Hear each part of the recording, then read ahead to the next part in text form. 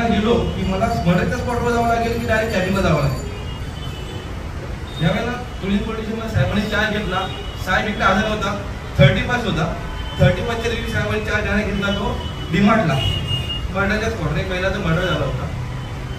आणि डीबीवाले आहेत की नाही साहेबांकडे हे विचारलं, मी हजर झालो नाही, पहिले डीबीवाले पोचलेत की नाही हे मला सांगा. जर डीबी इंचार्ज नसेल तर मला इंचार्ज सांगा, इंचार्जचा नाव मोबाईल नंबर मला पाठवून मी त्यांना पाठवून तुम्हाला दाखल का झालं नाही.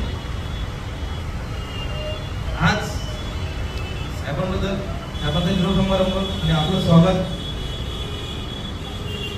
स्वागतही करू वाटतं. साहेबांचा निरोप देणं सुद्धा वाटत नाही की साहेबांनी चार्ज सोडून जावं.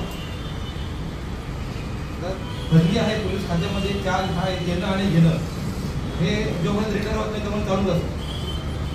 या साहेबांना मी निरोप म्हणजे एकच सांगितलं, साहेब आपण विरारला चालला, जसं दोन्ही पोलिसांना आपण मर्डर हा शून्य आहे त्या वेळेला आपण विरारला पण मर्डर हा शून्य करावा एवढी मी विधायला एक इच्छा पण करतो. मला पुढे वाटतं कधी काही गोष्टीबद्दल मार्गदर्शन केलं असे माझे सर्व या ठिकाणी उपस्थित असलेले पत्रकार मित्र आणि ज्यांना मी या पोलीस स्टेशनचा चार्ज देऊन जात आहे ते म्हणजे वरिष्ठ आहेत तू ते नगरकर साहेब. मी 31 डिसेंबर 2020 रोजी या पोलीस स्टेशनचा चार्ज घेतला. त्या दिवशी 31 आपल्या सर्वांना बंदोबस्त होता आणि मी दुपारी चार्ज घेतला आणि संध्याकाळी माननीय सीपी साहेबांनी भेट दिली या पोलीस स्टेशनला.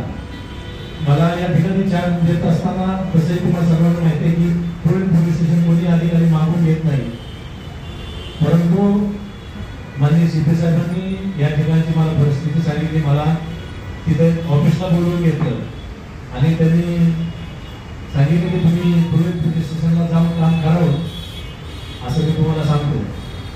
कारण साहेबांनी जवळजवळ सर्व लोकांना विचारून झालेलं होतं पोलीसबद्दल, पण कोणी काही होय म्हणत नव्हतं. त्यामुळं माझा इथे 2 वर्षाचा कालावधी पूर्ण होत आला होता आणि यापूर्वी मी माननीय सीपी साहेबांबरोबर बुटी केलेली होती. त्यामुळे साहेबांनी ते मला सांगितलं. मी पोलीस स्टेशनची माहिती घेतली आणि हे कळालं त्यावेळेला समजलं म्हणजे की आपल्या सर्वांना त्या अगोदरची घटना आहे आपल्या पोलीस समाजात